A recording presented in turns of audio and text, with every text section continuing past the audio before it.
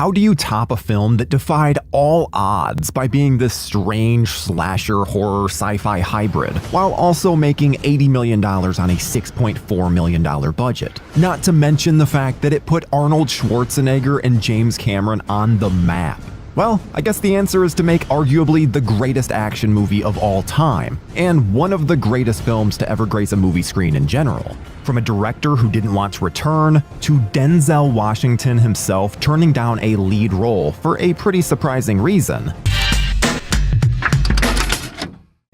One thing that Judgment Day has in common with all the other sequels in the franchise is that the story begins with a battle for the rights. This story includes an almost physical fight between Cameron and Hemdale Production Company's John Daly, after Daly attempted to alter the ending of The Terminator against Cameron's wishes. There were other matters of contention as well. According to producer Gail Ann Hurd, Daly had owed some financiers a favor and had tried to pay that favor back by featuring them in a pivotal scene in the film. Specifically, where it explained how Cyberdyne came into possession of the Skynet technology, a scene that Cameron decided he would cut from the film entirely, rather than release it featuring inexperienced actors in a scene that he didn't approve of. As Gail put it, Cameron was never satisfied with okay, even back then.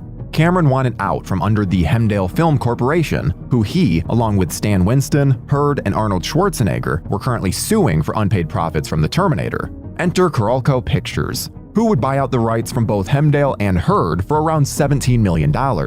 And that was before they even started on the film's eventual $100 million budget. $100 million for a summer blockbuster may not seem like much in modern times, when your run-of-the-mill Santa CGI fest runs at more than double that price tag. But at the time, it made Judgment Day the most expensive movie ever made. And the original ideas that Cameron had for his script would have been even more expensive, admitting that he didn't consider the cost while writing it. The Aliens director had to cut a bevy of intended scenes, ranging from a 9-minute opening that took place in 2029 to the massacre of a faction of folks attempting to help Sarah Connor, moments there simply wasn't enough money nor running time for. Regardless, 6 years after the original film, the sequel rights were finally secured, and Cameron's newfound enemies had been bested. But did he even want to direct a Terminator sequel? It helped that Arnold was already on board, telling Cameron, even as they filmed the final scenes for The Terminator, that they should continue the story and keep pumping. Throw in the fact that Mario Casar of Carolco told Cameron he'd be forced to make the film with or without him, and it was enough to entice Cameron to return. Casar would ultimately pay him $6 million to write and manage the film, leaving all of us in the best timeline to be in. Terminator 2-wise, at least. Cameron would once again team up with Terminator collaborator and future Judge Dredd writer William Wisher to write the script, in a mere 7 weeks. The script would bring back the T-800 villain from the first film, only this time as a protector and friend of John Connor, an idea that Wisher thought was a joke at first. Who could blame him? We just watched this thing blow away an innocent perm-headed woman at her front door before horrifically clawing out its own eyeball. Now we're supposed to root for him as our hero? I can just picture Cameron lighting a cigar and confidently replying yes to a room of bewildered faces. Gotta love the man. A more family-friendly Terminator or not, the plot once again skirted the lines of horror, though maybe not as much as the original. There's the slasher element of an unstoppable murderous villain who can melt through floors and walls, stabbing Todd through his mouth hole while he's just trying to enjoy some goddamn milk. The turning of a playground full of children into a fiery hellscape, or Arnold ripping the flesh off his arm from the elbow down as a family looks on in horror. It's there if we're looking. Other possible ideas discussed between the two included an Arnold vs. Arnold face-off, where the Resistance and Skynet each sent back their own T-800s.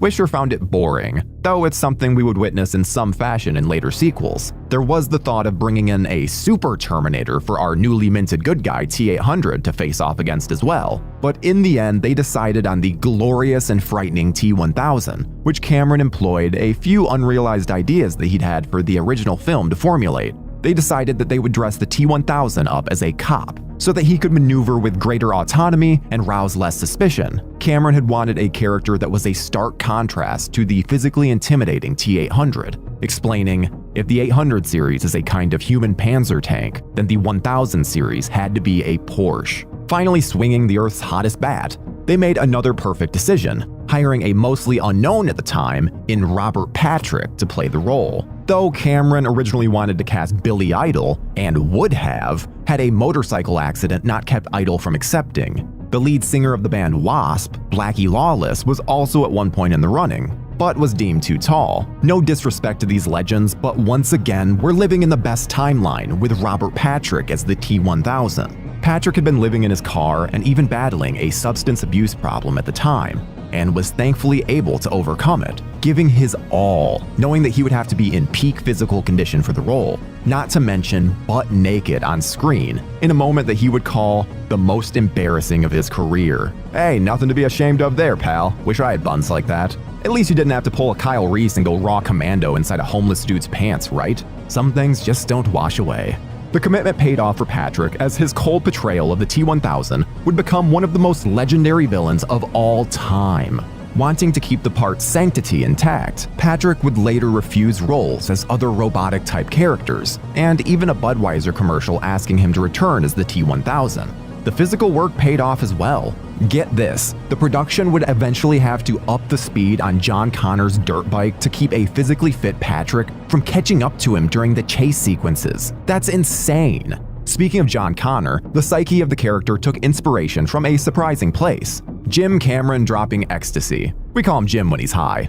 Legend has it that Cameron was high on E and listening to Sting's song Russians when he became inspired by the song's lyrics about nuclear warfare and how it was, quote, so antithetical to life itself, unquote, which inspired the way he wrote the character of John. The man, or teen rather, that was cast as the character, Edward Furlong, was discovered at a Boys and Girls Club in Pasadena. Cameron felt like the other, more experienced actors auditioning, of which there were hundreds, seemed too happy based on their previous experiences. Furlong only won the role in his last audition, and still had to bone up on his acting abilities. Whereas Robert Patrick had to go through a lot of physical and tactical training for his role, Furlong would take acting and motorcycle lessons. Schwarzenegger had been on board, but was definitely taken aback by the fact that his character was supposed to be a good guy who didn't kill anyone. This is a Terminator we're talking about. In the end, Arnold submitted to his friend's vision, telling Cameron, just make me look cool.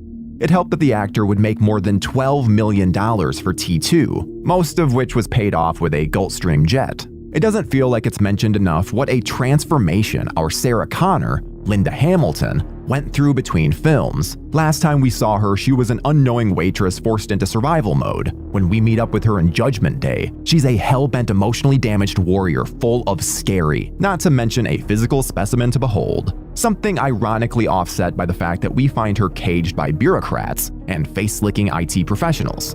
Hamilton received a fraction of her co-star's financial rewards to return, at just a paltry $1 million, and she wasn't happy about it. But she earned it. Hamilton trained 3 hours a day, 6 days a week for her physical physique, on top of military training for the role. Joe Morton was cast as the pivotal Miles Dyson character, an unknowing future catalyst of Skynet. Though he's a wonderful actor, whenever I see him in another movie, my brain goes immediately to this frightened character shaking and sweating profusely, just trying not to blow everyone up. It's an amazing performance, and it actually makes you feel genuinely uncomfortable and sorry for the guy. This is perhaps exactly why Denzel Washington turned the role down, leaving Cameron to adjust the character's screen time. Denzel allegedly couldn't come to terms that his character would spend most of the film in fear. Before we continue with our video, here's a reminder to click the Store tab on any of our Joe Blow channels and browse our collection of the latest and freshest designs in our merch store.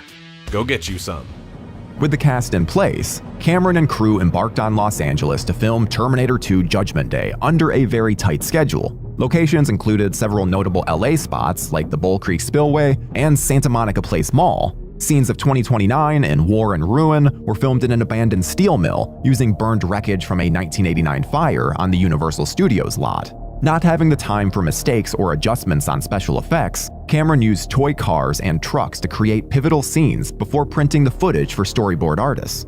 His job was demanding, and he in turn demanded a lot of others, leading crew members to wear shirts that read, "You can't scare me, I work for James Cameron." He worked through Christmas and kept a schedule and demeanor that left even Arnold calling him a demanding taskmaster. Finally, in March of 1991, and about 3 weeks behind schedule, filming wrapped. But the production wasn't in the clear. Even with Cameron helping out editing and many scenes being cut to reduce the film's running time, Terminator 2 Judgment Day ended up being delivered a mere 2 days before its theatrical release. Looking back, in many ways, Judgment Day itself seems as though it's not a film from the past, but from the future. A future that in 2025 we still haven't realized. This because Industrial Light and Magic created, save for maybe Jurassic Park, the most memorable special effects in the history of cinema. Special effects that, as we live and breathe today, over 30 years later, are still unmatched. This sort of feat doesn't come easily. For the T-1000's 5 minutes of special effects shown on film alone, ILM had a team of up to 35 people working on a process that would take up to 10 days for just 15 seconds of footage to render. But Terminator 2 isn't a movie instantly recognizable for its sights alone. The returning Brad Fiedel score may be one of the most recognized in film history. He intended to give the score a warmer sound to encapsulate the relationship between the T-800 and John, and he did so without it losing an ounce of badassery. Arnold himself was able to choose a rock band to work with on a tie-in single. He chose Guns N' Roses on the account that there were both guns and roses in the film. This led to the one and only Stan Winston directing the band's music video for You Could Be Mine, featuring Arnold himself.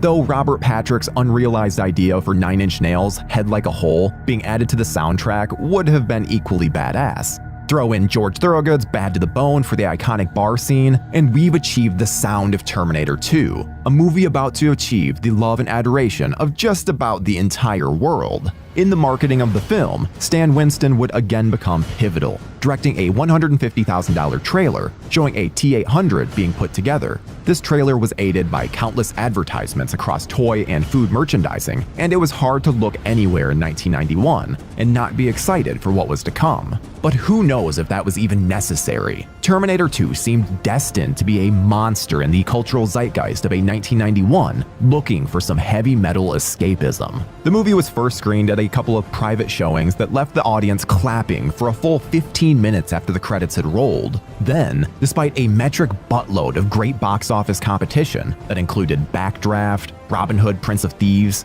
and Point Break, God, I miss the 90s, Terminator 2 still managed to thrive. The action classic ended up making over $500 million worldwide. Holy shit. A certified phenomenon at both the bank and in the papers, with critics and audiences wildly praising the special effects and surprising heart of the film. Even the Oscars took notice of the spectacle, offering up a multitude of nominations from Best Cinematography to Best Editing, and wins for Best Makeup, Best Sound Effects Editing, and Best Visual Effects. There were no Best Picture nods, but would anyone really have minded?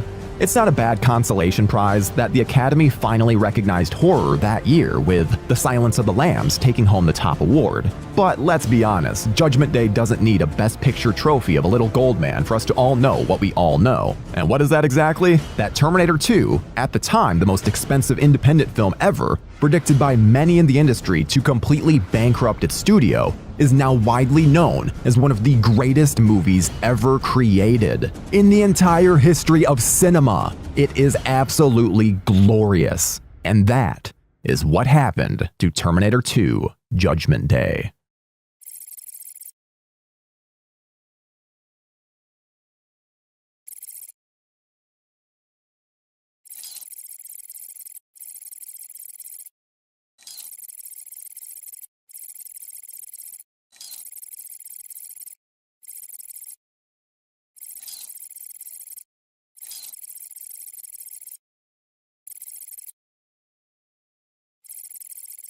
Thank you for clicking on our video, everybody. If you like what you saw here, please make sure you like the video and subscribe and share with your friends who like this sort of content. Joe Blow was created by movie fans for movie fans, and we appreciate your support.